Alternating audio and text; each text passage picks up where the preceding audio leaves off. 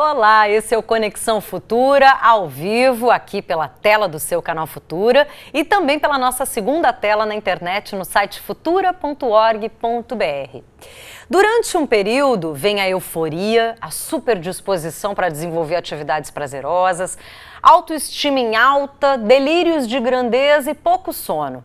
Mas em poucos dias pode chegar o cansaço, a vontade de ficar na cama, de se isolar, de estar depressivo.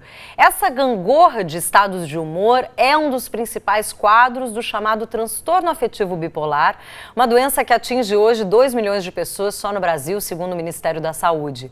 E, segundo a Organização Mundial de Saúde, é a 6ª causa de incapacidade das pessoas no mundo e a 3ª entre as doenças mentais, seguido apenas da depressão e da esquizofrenia.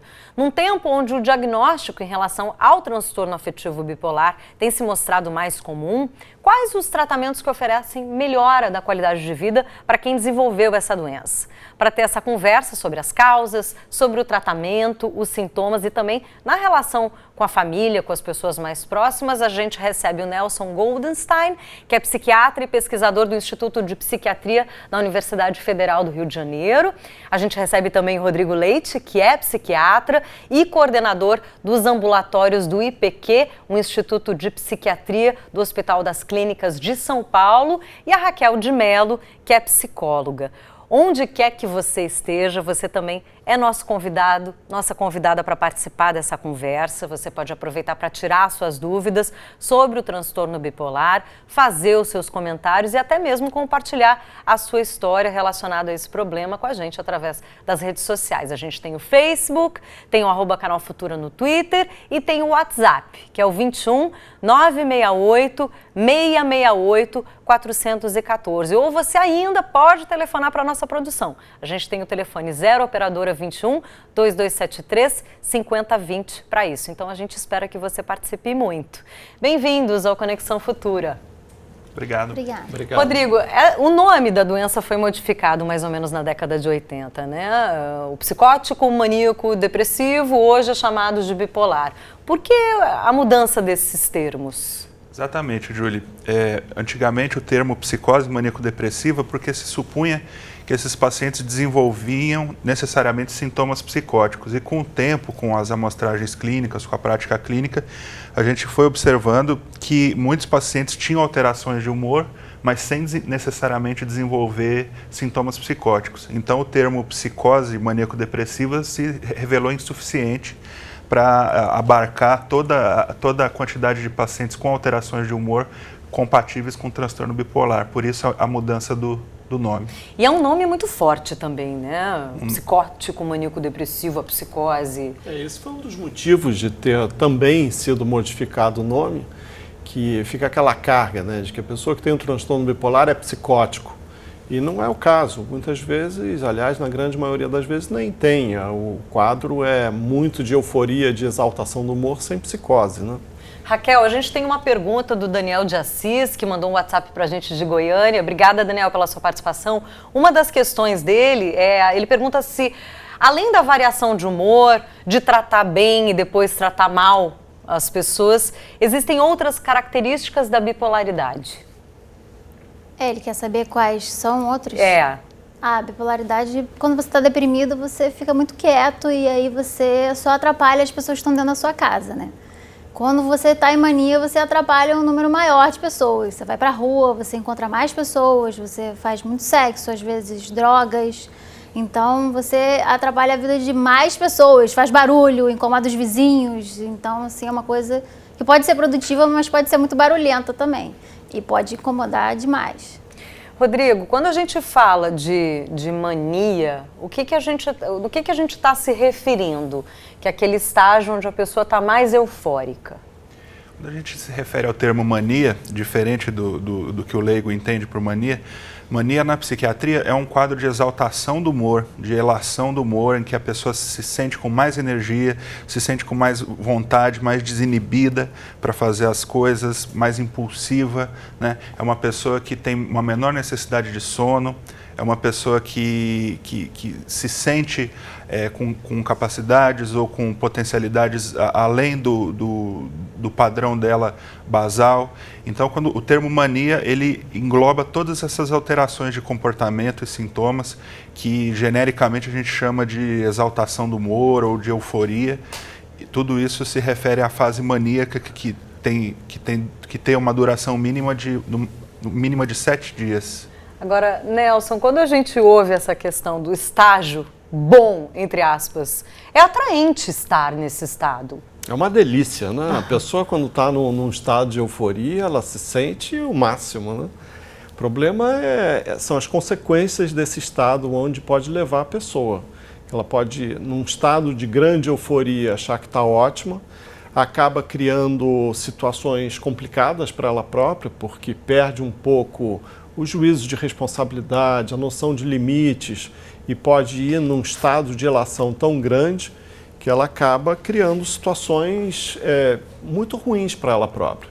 Às vezes, e na maioria das vezes, eu acho que a questão não é nem tanto incomodar as outras pessoas, mas o mal que a pessoa faz para si próprio. Às vezes não incomoda ninguém, muito pelo contrário. A pessoa pode estar num estado de euforia, pode ser uma pessoa deliciosa de estar. Agradável. Agradabilíssima, envolver centenas de pessoas ao seu redor e não ser um incômodo, como também no estado depressivo a pessoa pode ficar num estado de ensimesmamento e também não incomodar ninguém.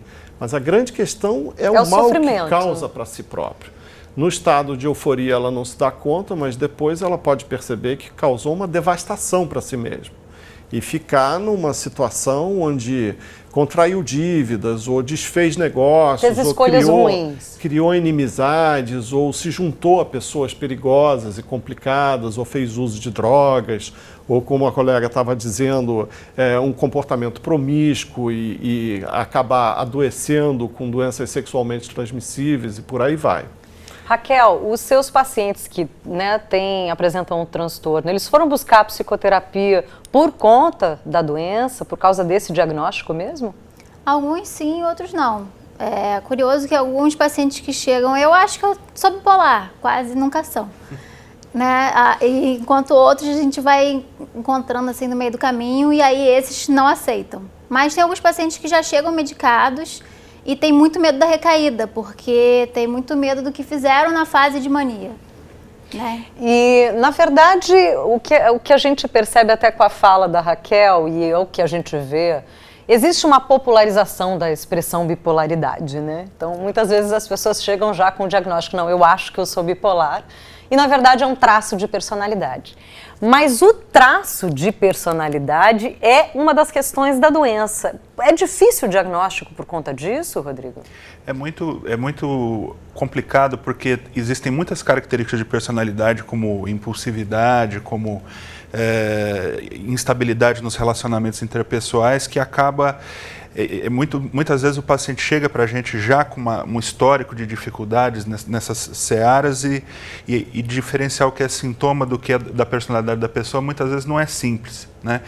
E como você falou, hoje em dia essa hiperpopularização do termo acaba colocando muita gente no mesmo saco que de fato não tem o transtorno bipolar, né?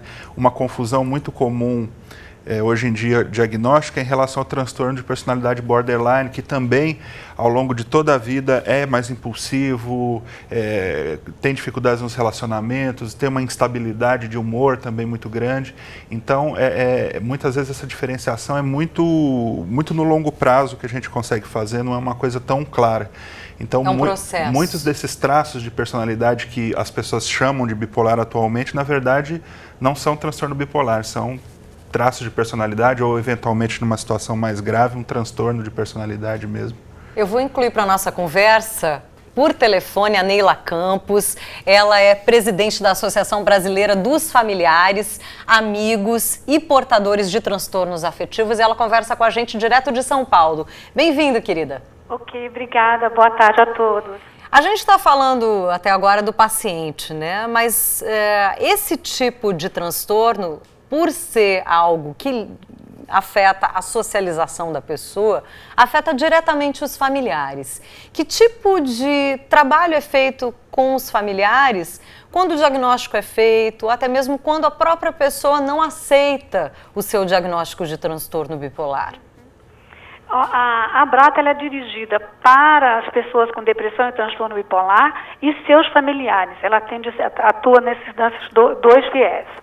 Em relação ao específico aos familiares, nós oferecemos um grupo de apoio mútuo, em que os familiares vão se encontrar com outros familiares e juntos vão poder conversar sobre o tema.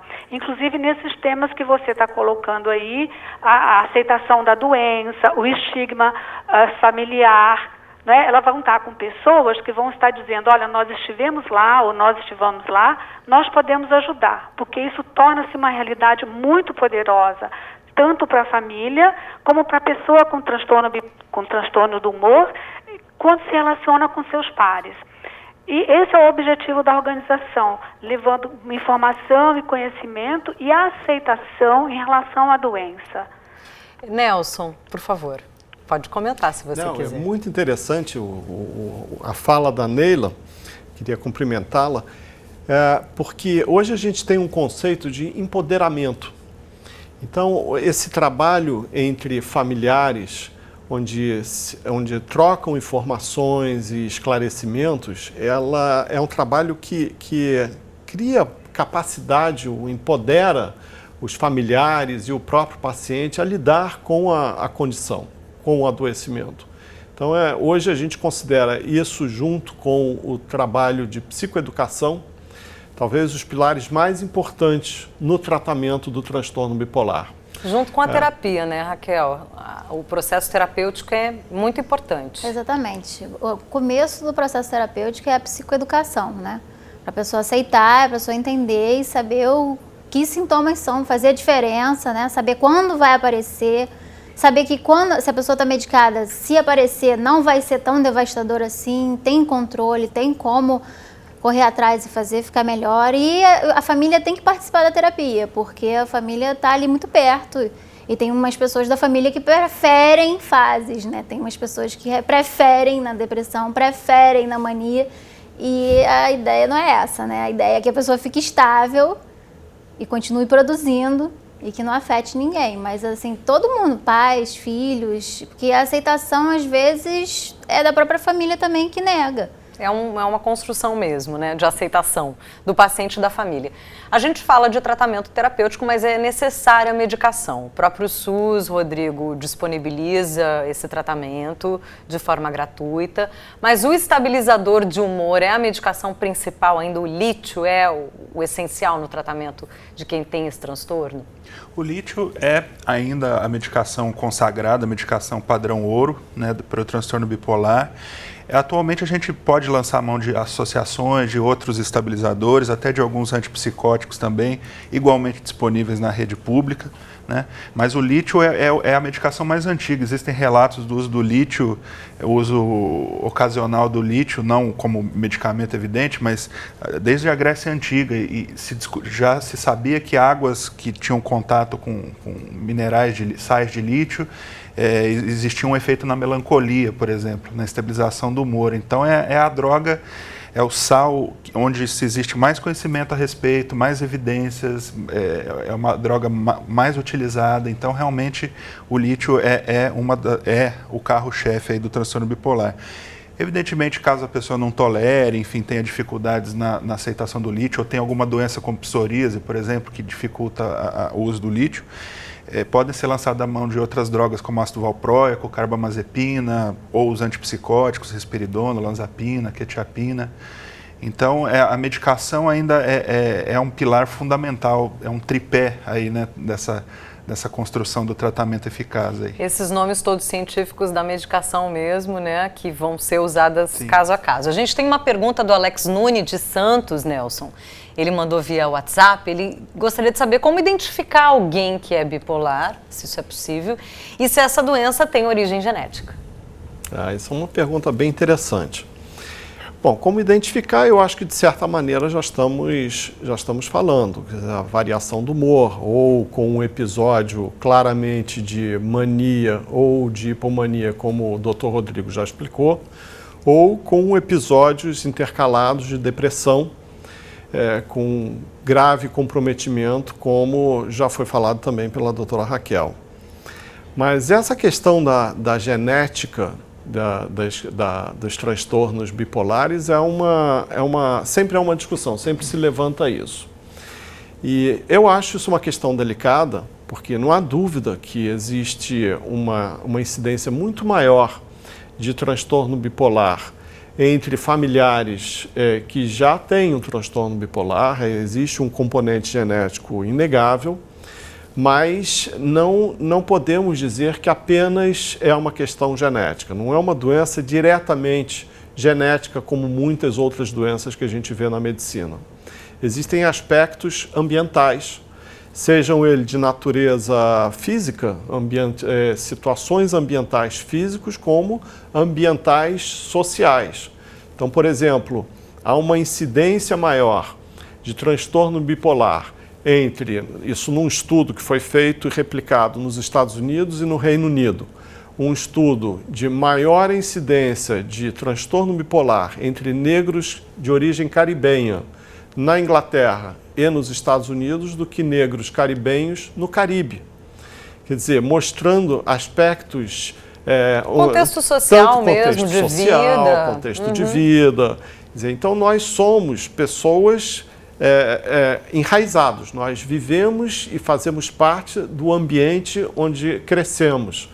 E os fatores ambientais influenciam muito.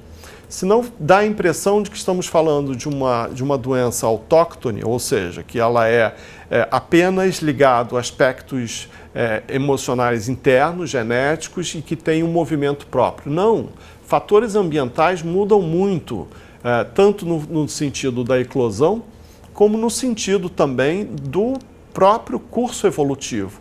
Um ambiente familiar bem estruturado, amoroso, com uma família acolhedora, como se procura mostrar isso na própria associação de familiares, o ambiente do trabalho, a tolerância aos episódios, etc., podem mudar muito os aspectos. Raquel, você percebe que quando há um envolvimento maior da família, de fato, a constância no tratamento acontece, porque é muito importante o paciente não abandonar o tratamento. Sem dúvida. É bem diferente. E isso que ele estava falando da parte social. Um dos pacientes que eu tenho, ele é muito religioso. Não que a religião seja a cura, né, da bipolaridade, mas a religião segura ele em muita coisa. A culpa que ele sente é 10 vezes maior do que pessoas que não têm religião. E Neila, com as pessoas que vocês acompanham o tratamento, você percebe isso também? Sim, nós percebemos que quando a família ela tem um conhecimento acerca da doença, ela apoia muito mais ao seu familiar. Quando participa das atividades psicoeducativas, como bem colocou o doutor Rodrigo, que infelizmente essas atividades de psicoeducação não são oferecidas pela rede de saúde pública, e elas são essenciais para complementar o tratamento, a participação da família e mesmo da pessoa com o transtorno do humor, ele tem um ganho fantástico na redução do autoestigma, do estigma familiar, no apoio a esse familiar nos momentos assim que ele está em equilíbrio, né? E também nos momentos que ele está apresentando algum episódio da doença. Na conduta em relação ao uso da medicação, que é muito importante a família conhecer, saber da importância do uso continuado e da medicação e cooperar nessas atividades. Também é importante no sentido do acompanhamento ao tratamento médico, ao médico uma vez por mês ou 2 vezes por mês, encaminhar a psicoterapia e também no apoio das atividades no dia a dia, porque é importante para a pessoa com transtorno bipolar ela ter uma rotina de vida muito correta, muito pragmática, vamos se dizer.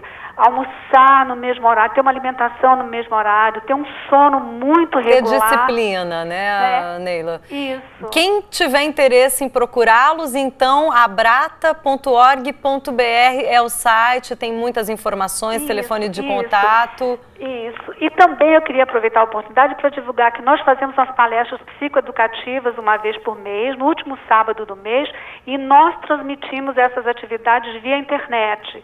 Todas as nossas atividades são totalmente gratuitas. Obrigada, viu, Neila, pela sua participação aqui no Conexão Futura. Muito obrigada a vocês pela oportunidade. Boa tarde. Tchau, tchau. Rodrigo, a gente sabe que a popularização do transtorno, como a gente comentava, até do ponto das pessoas se autodiagnosticarem, também tem uma relação com a própria internet. Hoje você digita pessoas famosas bipolares. Isso, de uma certa forma, ajudou a também entender que não são raros os casos, né? E que as características se assemelham, independente de pessoas famosas ou não. Sim, essa popularização do termo, ela tem dois aspectos, né? Tem esse de mostrar para as pessoas que é uma situação corriqueira, que é uma situação que as pessoas podem vir a enfrentar, né? Existe até um site americano que fala dos artistas bipolares de A a Z, né? Então é uma imensidão de artistas e pessoas da cultura e da mídia. Então, nesse sentido, a popularização do termo é positiva. O que é negativo, eventualmente, é a pessoa se colocar, assumir um rótulo para si mesma, assumir um rótulo de uma doença que ela não tem. Nesse sentido é negativo, porque aí a pessoa glamoriza uma situação que não tem nada de glamourosa. Exato, e atribui dificuldades da vida e limitações a um suposto transtorno que a pessoa eventualmente não apresenta. Então tem esses dois reveses aí, o lado bom e o lado mal do termo. Nelson, tem alguma relação entre a criatividade, a capacidade criativa e o transtorno bipolar? Como nós estávamos conversando antes, é um assunto controverso. De fato, existem muitos estudos mostrando que há uma associação entre criatividade e transtornos mentais. Mas é possível que também pessoas que já tenham alguma sensibilidade ou alguma criatividade a mais já tenham também uma propensão a uma fragilidade, uma vulnerabilidade para o adoecimento. Mas há muitas evidências, há muitos estudos mostrando que existe uma frequência maior entre pacientes e familiares de um brilho maior de criatividade, de produções, tanto na área artística quanto na área científica também, e transtornos psiquiátricos maiores, como o transtorno bipolar e esquizofrenia. Raquel, tem uma pergunta da Rosilene, de Campinas, via Facebook. Obrigada, Rosilene, pela sua participação no Conexão Futura. Ela pergunta se a síndrome de pânico pode, de alguma forma, evoluir para a bipolaridade. Não, são sintomas bem diferentes. Um não desencadeia o outro, né? Quer responder, Nelson? Queria comentar também, porque é muito frequente quando a pessoa está ficando deprimida, num processo depressivo, às vezes de um transtorno depressivo maior ou de um transtorno bipolar, a pessoa começar o quadro com manifestações de pânico e ansiedade, que são manifestações muito frequentes no transtorno bipolar. Então, como a Raquel disse, são coisas diferentes, mas como sintoma e não como condição, como doença ou transtorno, ela é uma manifestação que pode ocorrer no início de um quadro depressivo ou de um quadro de mania. Lembrando que a terapia é importante nas duas situações, né, Raquel? Exatamente. Tem exercícios diferentes para cada um. Certo. Uma última pergunta. A Merielle, de Itaboraí, ela pergunta se o transtorno do déficit de atenção e a hiperatividade tem relação com o transtorno bipolar, Rodrigo. Existe muita sobreposição. Em psiquiatria, a gente trabalha muito com sobreposição de diagnósticos, né? Então, eventualmente, a pessoa não tem só transtorno bipolar, ou só TDAH, ou só transtorno obsessivo-compulsivo. Às vezes, ela tem 2, 3 diagnósticos simultâneos, né? Então, eventualmente, a hiperatividade do transtorno de déficit de atenção e hiperatividade pode confundir um pouco, num primeiro momento, com a hiperatividade do paciente bipolar em fase de hipomania ou mania. Mas geralmente o quadro de TDAH, como a gente chama, é um quadro que vem desde a infância. Então é uma criança que sempre foi agitada, uma criança que sempre foi desatenta. Existe uma manutenção dos sintomas ao longo do tempo, na história clínica isso fica evidente. Não existe uma flutuação desses períodos de agitação, como é o mais característico do transtorno bipolar. Então são manifestações distintas que um bom psiquiatra consegue fazer a diferenciação na maior parte das vezes. E também, outro lado, não é possível descartar que as duas condições caminhem juntas aí ao longo da vida, sejam situações que a gente chama de comorbidade, né, de morbidade conjunta, né, de sobreposição de transtornos. Tá ótimo. Obrigada, gente, por vocês terem deixado seus consultórios, vindo aqui prestar esse serviço, né, de saúde pública. Obrigada mais uma vez e até uma próxima oportunidade. Obrigada a vocês também que participaram pelas redes sociais, o Daniel, o Reginaldo, a Rosilene, o Alex, a Marielle. Obrigada mais uma vez a você que de qualquer lugar acompanha a gente pela TV ou pela internet. A gente se encontra amanhã de novo, a partir das 2h30, ao vivo. Lembrando que você pode visitar as nossas coleções de programas no site futura.org.br. Beijo grande e até amanhã, então.